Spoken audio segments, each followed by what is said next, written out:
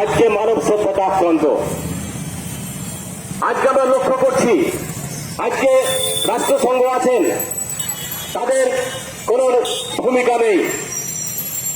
আজকেই খবরে দেখছিলাম যে এই যে যুদ্ধ ইসরায়েল এবং প্যালেস্টাইন গাজার উপরে, সেখানে নাকি এই কয়েক মাসে প্রায় 85,000 টন বোমা নিক্ষেপ করেছে ইসরায়েল প্রশাসন।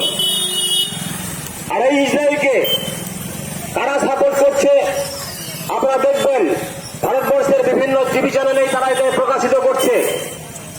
আজকে সেখানে যারা অস্ত্রের কারবারি, সারা বিশ্বকে যারা অস্ত্র সাপ্লাই করে, যারা মানুষ মূল্য ধ্বংস হলো, তাদের কিছু যায় আসে না।